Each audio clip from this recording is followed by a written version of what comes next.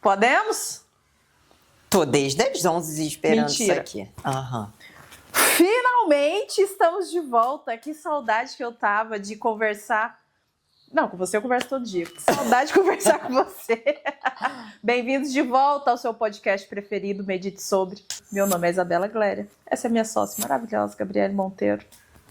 Tava com saudade? Muita saudade, principalmente porque essa nova temporada, a gente vem para uma nova temporada de uma maneira mais adulta, mais madura, com um conteúdo que a gente ama. Não é tínhamos apagado ele. Exatamente, é isso que eu ia complementar. Não é um conteúdo recente, muito pelo contrário. É o conteúdo do Velho Testamento. Anos de história. Né, que eu falei, Isa, tô com muita saudade do Velho Testamento. Quero que ele passe a ser o Novo Testamento, a atualidade. E a partir de agora, a gente vai falar muito sobre liderança, sobre comunicação, mas de um jeito diferente, de um jeito maduro, de um jeito que o empresário possa reconhecer aqui as suas dificuldades e principalmente o lugar para qual ele quer levar a sua empresa, os seus líderes, um lugar onde a gente enxerga o resultado como objetivo inicial e o objetivo final. Muita gente acaba não olhando tanto para esse lugar e uma liderança tem que ser uma liderança de resultados. Eu acho que a gente vai tocar num ponto onde a maturidade faz diferença no resultado. Não que em todas as áreas ela não faça, da nossa vida em geral. Mas um cargo de liderança, a maturidade pode levar uma equipe de um ponto A ao ponto M, e não só ao ponto B. E um líder imaturo pode acabar com a equipe, é da mesma proporção. Exatamente. Então, antes da gente até dar outros spoilers, porque tem muita pergunta boa para ser feita, e aí eu vou respondendo em cima dessas perguntas, a ideia é que a gente entenda que inteligência emocional, ela é um meio e é um fim, para que a gente chegue aos resultados esperados de qualquer negócio, de qualquer liderança. Boa. Acho que a gente pode começar colocando o autoconhecimento dentro da empresa. Tá. O ponto é, como que uma líder ou um líder percebe que o problema não é a equipe, o problema sou eu? O que faz a pessoa chegar nesse nível de maturidade de liderança? Começa pelo querer. Baita ponto. A gente precisa, o famoso sucesso é uma decisão, eu preciso querer. Eu preciso querer reconhecer que, em primeiro lugar, o problema pode ser eu. Então, a maneira como eu conduzo as coisas, a maneira como eu comunico as coisas, a maneira como eu estou vendo o que está acontecendo. E é muito comum a gente ver o líder achar, o dono do negócio, não importa, achar que esse time não faz nada, o problema está aqui no engajamento, quando, na verdade, muitas vezes está faltando eu segurar muito bem firme as rédeas, seja do meu negócio, seja do meu time. E para tal, eu preciso reconhecer em mim, não é só os meus pontos fortes, porque isso aqui é muito comum. Sim. A pessoa vai olhar para autoconhecimento querendo reconhecer os seus pontos fortes, mas o mais importante é reconhecer os seus pontos cegos. Ele quer dar um acalento no ego ali, né? Fortalecer o ego. Exato. E, na verdade, quando ele olha para essa sombra, ele percebe. Então, trazendo para esse viés um pouco mais psicológico da liderança, o que faz a pessoa fingir que está cega, digamos assim, para esses pontos que comprometem o resultado da equipe através da minha fraqueza? O que me faz não perceber isso? É reconhecer a fraqueza, é reconhecer a minha vulnerabilidade. O dono tem mesmo esse ego que você trouxe agora, essa quase arrogância, sabe? De, cara, como é que eu tô falhando? E muitas vezes sou eu quem, sabe, aquela pessoa que fundou uma grande empresa, fundei o negócio, eu criei isso tudo, eu tenho coragem. Só eu que sei como fazer. Eu sangro na carne e eu pago o preço. E como é que, além disso tudo, eu ainda vou reconhecer que talvez eu esteja me comunicando de maneira errônea com o meu time, eu esteja falando de uma maneira que as pessoas não estejam entendendo. Sim. Eu estou trazendo muito mais confusão do que clareza. O líder é muito mais perdido do que a própria equipe. Exato. E às vezes, por achar que está nesse cargo, ele é mais inteligente, acaba não ouvindo o que as pessoas têm a falar por pura arrogância. E o cargo não é, né, muitas vezes assim, o título, o cargo, ele não é uma confirmação daquilo que você vai entregar. Sim. Às vezes é só uma maneira de te posicionar nesse tabuleiro. Só que o que eu faço no dia a dia é que de fato vai mostrar se eu sou ou não sou líder. Porque o líder que é seguido, ele antes de tudo é aquele líder que foi lá. Olha, eu tô aqui junto com vocês, eu tô no campo de batalhas, eu também tô aqui com vocês caso... Vai pelo exemplo. Exatamente, eu tô guiando. Se a gente pega para mim o maior líder de todos, Jesus, o que ele fez? Ele, desde o princípio, ele sangrava na carne, no sentido de, olha, eu vou te conduzir, eu vou te ensinar, estamos juntos, as caminhadas, eu estarei junto com você nas caminhadas. Aquela peregrinação pelos desertos e tudo mais, ele estava sempre ali. Ele foi o maior líder que já existiu. Então, muitas vezes, dentro do ambiente corporativo, o que o líder acha que tem que fazer? Eu determino o que precisa ser feito, estou aqui na minha sala, bonitinho, sentadinho, ou então no home office, esperando que o resultado venha. Quando, muitas vezes, até que uma empresa se torne autogerenciável, eu vou ter que treinar muito aquela equipe, aquele time, mostrar, conduzir, ensinar. Quantas vezes a gente não vê isso? A pessoa contratou alguém hoje e amanhã já está cobrando resultado. Sim. E a pessoa não sabe nada da cultura da empresa. E tem muita empresa que nem cultura tem.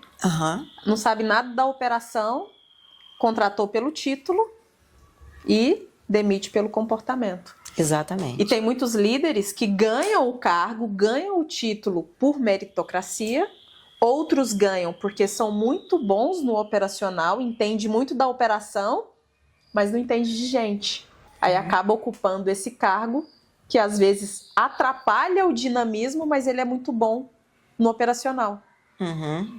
Ou é colocado no título também de líder por ser confiável, mas não entende nada da operação. E acaba que cobra coisas que são impossíveis da pessoa executar. Esse é o modelo de pessoa que chega bastante pra gente, que é a pessoa que assumiu um novo cargo de liderança e nos busca, olha, peguei esse cargo e agora eu preciso ser desenvolvido. Como é que eu lido com as pessoas? Como é que eu faço, como é que eu me comporto, qual é a minha postura, qual é a minha comunicação. E a gente sempre traz isso. Olha, primeiro aqui, vamos fazer rápido, você vai ter que entender sobre você, mas principalmente você vai ter que entender sobre o outro, porque liderança é sim sobre gestão de pessoas, eu preciso gerenciar pessoas e para gerenciar pessoas eu preciso entender minimamente de personalidade, porque senão eu não consigo fazer isso. E tem aquelas também que nos procuram visando, almejando um cargo de liderança, a gente tem até um pouco mais de tempo para trabalhar com essa pessoa, porque daí ela vai ter calma, paciência, para conseguir compreender a si. Não está apagando incêndio, né? Nós temos um exemplo clássico disso. Vou falar o nome dela, é a Ju. Né? A Ju Chaves, ela é uma pessoa que nos procurou há 2 anos, não foi isso?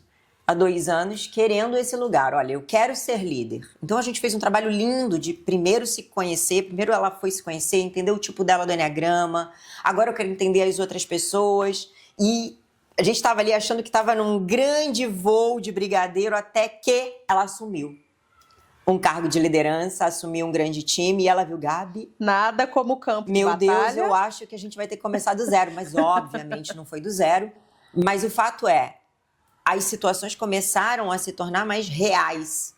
E dentro dessa realidade ela percebeu o quanto ela ainda precisava modificar a forma como ela se comunicava com as pessoas. A gente saiu da liderança lúdica e teórica e foi para a liderança prática. Como que é o olho no olho? Diferente até de uma tela do computador, diferente do Zoom, diferente do Meet. né? Uhum. Eu tô aqui numa reunião no Meet, eu posso estar no celular, eu posso estar em outra aba, eu posso tomar meu café. E quando você tá aqui de frente com a pessoa, se eu tô aqui o tempo todo e te dando uma ordem, te dando orientação, qual a credibilidade que você vai ter comigo? Exatamente, tudo importa. Então, a gente fala muito de postura. Sim. E isso é postura. Eu nem tenho um celular agora para fazer isso, mas se eu tô aqui numa reunião e eu tô o tempo inteiro mexendo no meu celular, isso demonstra pro time uma postura, sim, de insegurança. Se eu tô no Zoom com a câmera fechada, Ninguém tá é como vendo. se eu tivesse de costas para a pessoa que tá falando. Sim, quando eu tô no Zoom, eu entrei numa reunião, e tem uma empresa que a gente atende, uma das empresas que a gente vem falando muito sobre isso. Foi a primeira grande modificação que a gente precisou fazer na cultura desse negócio. Não existe uma reunião com os integrantes do time com a câmera do Zoom fechada. Isso é inadmissível. Sim. Então, o dono dessa empresa, ele disse para mim assim, olha, Gabi, existem profissionais ali que talvez se eu encontrar na rua, eu nem sei quem são. E eu falei, olha, lógico que quando a gente está falando de um grande negócio, de uma grande empresa, isso pode acontecer, mas ali um time de 20 pessoas, 20 e poucas pessoas, e eles têm uma relação muito próxima, eu falei, é importante que essas pessoas entendam que isso é trabalho. Não é porque você está fazendo home office que você pode levar isso aqui como se fosse, sei lá, renda extra. E mesmo se for renda extra, você só vai ter uma renda extra se você se dedicar àquilo ali. Sim. Porque trabalhar dá trabalho. Eu acho que as pessoas esqueceram desse viés e a gente está tendo que relembrar isso. Né? A pandemia trouxe isso, foi uma onda. Eu sempre falei sobre isso, que a pior onda de pandemia, o pior problema da pandemia seria depois e não seria durante. E 6 anos depois a gente tem visto isso acontecendo de uma maneira muito, muito clara, né? Tá muito evidente isso agora. E desse mesmo caso que você trouxe, o mais importante não é a equipe que não se comporta dessa forma, é quem é o líder que está à frente. O que ele está cobrando? O que ele está exigindo? E qual é a postura dele diante dessa atitude? É aqui que vem a liderança junto com o autoconhecimento. Uhum. Porque é muito fácil eu falar, o meu colaborador não entrega, a fulana só atrasa, ela me prometeu X e não está entregando nem A. Tá, mas por que você está permitindo isso? Quais são as falhas do líder que permitem que a equipe haja de qualquer forma? E a gente ouve as justificativas diversas, né? São muitas justificativas para essa pergunta. Então a gente questiona, tá, mas como é que tem sido a tua postura? O que você fala sobre? Não, mas aí você tem que ver que não sei o quê. E é muito legal isso, a gente vê que para justificativa o repertório é vasto, é infinito, mas para resolução do problema, daí esse repertório já não é tão grande assim, muito pelo contrário, ele é pequenininho. E a inversão é exatamente essa. Independente de qualquer coisa, se eu estou buscando um resultado, eu preciso me colocar como parte da resolução deste resultado. Não adianta eu delargar, jogar para o outro, porque delegação é isso, eu entender que eu sou parte do problema e da resolução deste problema. Então, a forma como eu conduzo, a maneira como eu comunico ao outro, mas como é que eu vou falar isso sem a pessoa ficar chateada? Gente, aí aqui a gente vê, é imaturidade, porque se eu estou conversando com maturidade, se eu entendi a regra do jogo, se eu aprendi, óbvio, tem técnica para fazer isso, tem técnica bem... Depois que a pessoa aprende, meu Deus, mas era só falar assim? Era só falar assim, é fácil depois da técnica. Mas é entender que eu posso falar tudo é possível para o outro. É permissível falar tudo, desde que a gente saiba como fazer isso da maneira certa. Gabi, qual é a maneira certa? Depende. Depende do quê? De quem está recebendo. Por isso a gente fala tanto da importância de entender os tipos psicológicos. Entender só o meu? Não. Eu tenho que entender o meu, eu tenho que entender o dela, que é a pessoa que está recebendo a informação. Eu recebo a informação de um jeito. Você pode se comunicar comigo de uma maneira mais direta, não precisa nem me dar bom dia. Agora, pode ser que para ela, que é de outro tipo me dá bom psicológico, dia, sim. Olha lá, a coisa muda, né? A gente tem até essa brincadeira aqui. Quantas vezes eu te mando uma mensagem já direto no ponto? Sim. E aí você não, bom dia, boa tarde, lembrei, tem que ser. Mas tem 2 pontos que, independente de tipo e de personalidade, são 2 premissas que precisa seguir sempre, que é o respeito E a coerência. Claro. Então, você está chamando atenção, você está dando um feedback que é um pouco mais difícil. É coerente o que você está falando? Ou você está dando um viés emocional seu? Aham. Eu estou falando respeitando a outra pessoa? Ou eu estou falando de uma forma afrontosa porque eu estou num cargo de liderança? Aí a gente entra aqui com uma das técnicas que eu mais admiro, que é a comunicação não violenta. Onde a gente aprende a fazer pedidos claros, sem colocar aqui no meio desse pedido claro a minha carga emocional, sem julgar o outro. Quando a gente faz isso, bem como você falou, aqui eu nem preciso saber nada de tipo psicológico. Eu fiz um pedido sem carga emocional, sem julgamento, sem crítica. Não tem como a outra pessoa não receber este pedido de uma maneira clara, bonita, bacana. É até elegante. É uma forma elegante de se comunicar com o outro. Vou até trazer uma pauta diferente. Você trouxe essa questão emocional. Essa semana estava eu o quê? Fazendo cobranças dos inadimplentes. E ela me trouxe que tinha muito respeito, que queria honrar, que tinha muito carinho. Eu respondi da mesma forma.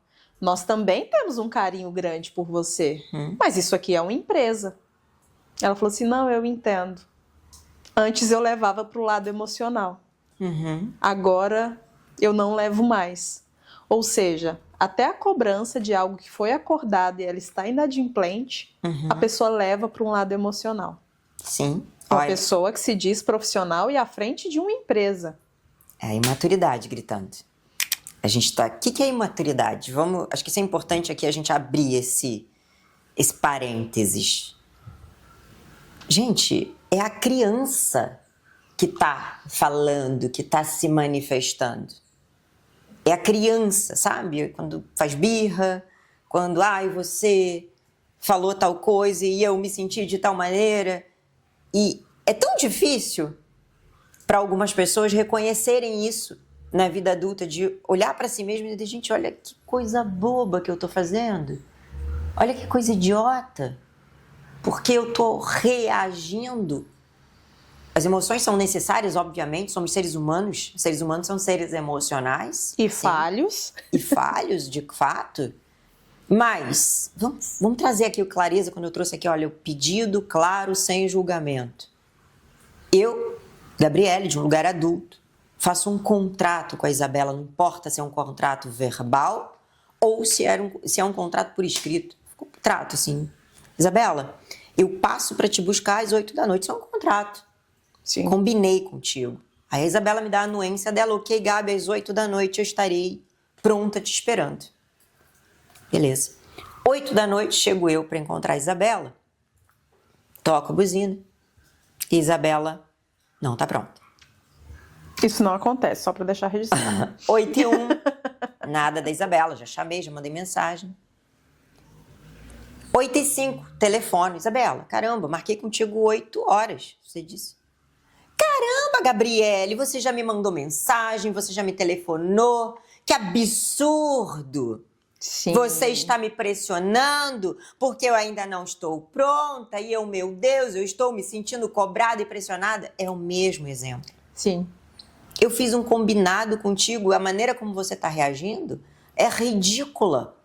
É como se eu reagisse ao meu mau comportamento, mas não sei me expressar. E aí... E nem tem justificativas para expressar. De fato, olha o que a gente estava falando dos donos.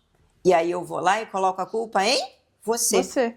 Eu terceirizo essa culpa. É muito mais fácil a terceirização da culpa do que dizer, caramba, Gabriele, você tá certa, reconheço. Me desculpa pelo meu atraso. Não tem desculpa para o que eu fiz, mas eu já tô descendo, já tô saindo. Pronto. Ok, tá tudo certo. É como se fosse, o meu time é assim, os colaboradores não colaboram. É. E a culpa é de quem? Quem que tá ali com a postura de exemplo? Exatamente. Então, quantas vezes, olha, eu tenho um exemplo recente de uma dona de uma grande empresa que me trouxe isso. Gabi, a galera trabalha pra caramba, eu trabalho pra caramba, mas o resultado não é o que eu tô esperando. E eu ouvi, ela falou, eu falei, tá. Mas qual é o resultado que você está esperando? Crescer. R$10 a mais é crescer. Crescer em quê? Ué, faturamento. Tá. Falei, tá, de quanto? Como assim de quanto? Falei, olha, em primeiro lugar, você me diz qual é o teu faturamento de hoje. Hoje é esse. Você quer chegar em quanto? Aí ela chutou, 8 bilhões. Eu falei, vamos, pé no chão, por favor. Realidade? Realidade. Hoje você tá aqui, tá? Então, era um número alto até, 200 milhões. Onde é que você quer chegar em 2 anos? Bah, em 2 anos eu consigo 500. Show? Você falou isso pro time? Desse jeito, não. Bom, se A bola você... de cristal deles é falha. Exatamente. Eu falei, se você não traz esta informação mastigada, do jeito como a gente está trazendo aqui, ainda dá para melhorar mais ainda essa informação para o time, como é que o time vai conseguir te entregar um resultado? Então, orientar uma equipe para resultados é exatamente isso aqui. Sim. Hoje, qual é o nosso marco inicial? 200. Em 2 anos, a gente quer chegar em 500. O que a gente precisa fazer? No próximo trimestre. Falei para ela, a gente vai ter que quebrar isso aqui até chegar lá. Sim. Onde a gente chega? Agora sim você vai dar ação após ação, porque ela estava dando várias ações sem mostrar qual era o objetivo final. 2, 3 dias depois eu acordo com um print dela, com a equipe elogiando. Agora ficou tudo mais claro pra gente, agora a gente sabe onde chegar. Então, vocês percebem que a mudança, ela precisou acontecer no líder principal. À medida que mudou no líder principal, fica fácil cascatear isso aqui para as outras lideranças, para os colaboradores, não importa, quem for receber. E se a gente olha assim para coisas básicas do nosso dia a dia. Menina, preciso que você esteja limpa. Falamos isso para a nossa filha. Vou lavar a mão, não é isso? E a criança está imunda. Menina, você ainda não está limpa. Bom, então eu vou escovar os dentes. Mas menina, você não entende que você não está limpa? Bom, vou lavar o pé. Perceberam que era? Ei, vai tomar banho? O resultado final que ela esperava era que a criança fosse tomar banho. Só que ela não estava sendo clara. Então a gente faz muito isso dentro do ambiente profissional e não se dá conta. Sim. E os exemplos que nós trouxemos aqui, ele não é só para o líder de fato que tem lá seus 30 colaboradores. É qualquer pessoa que precisa delegar uma tarefa. Claro. Às vezes pode ser até o seu par, que trabalha ali lado a lado com você. Toda solicitação, todo pedido, toda má comunicação, o que a gente precisa primeiro observar é como eu estou me posicionando diante de uma situação, por mais simples que ela seja. Dentro disso de fazer um pedido para um par, né? Eu sou da meta do prazo. Então, eu tenho essa coisa muito forte. Uma coisa eu pedi, Isa, eu preciso que você gere aí 5 contratos. Pô, passou uma semana, 2. Caceta, cadê os contratos? Né? Ô, Isabela, brincadeira, não fez o contrato ainda? Pô, tem gente que nem fala, né? Fica aqui remoendo isso por dentro. Então, vamos ver, um pedido claro. Isabela, preciso que você emita aqui esses 5 contratos, tá? Tem aqui as informações, preciso que esses 5 contratos estejam prontos até sexta-feira desta semana, dia, 15, às 18 horas. Consegue? Consigo, pronto. Pedido claro, com data, com prazo, tudo bonitinho. Então, a gente tem que ter a capacidade de conseguir ser o mais específico possível. Então, quando a gente está trazendo, olha, o que é uma liderança orientada para resultados em qualquer área da sua vida? É você especificar o objetivo final, o máximo que você puder. Gabi, eu preciso dar também as orientações de e-mail? Dependendo da pessoa que recebe, sim. Então, se eu peço para a Isabela fazer um contrato, eu não preciso dizer que o contrato precisa ter tal, porque ela já sabe. Mas o que é importante?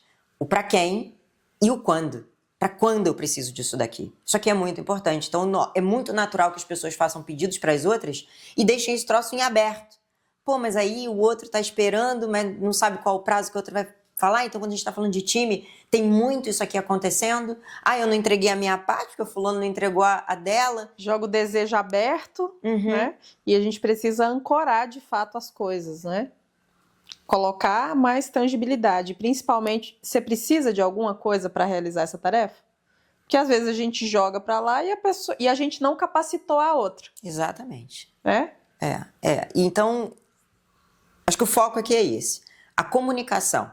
Quanto mais ela for clara, mais chances a gente tem de uma efetividade. Fala-se muito de assertividade, eu gosto de efetivo. Foi efetivo, deu resultados. Aquele troço assim, olha, não perdemos tempo, não perdemos energia, não perdemos dinheiro com o troço aqui que foi trazido e finalmente a gente chegou onde a gente tinha que chegar. Vamos trazer uma coisa prática para finalizar esse episódio.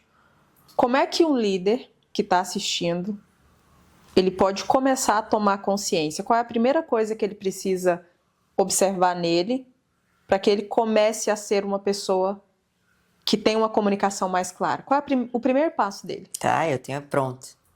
É se perguntar qual a minha responsabilidade na desordem que eu me queixo.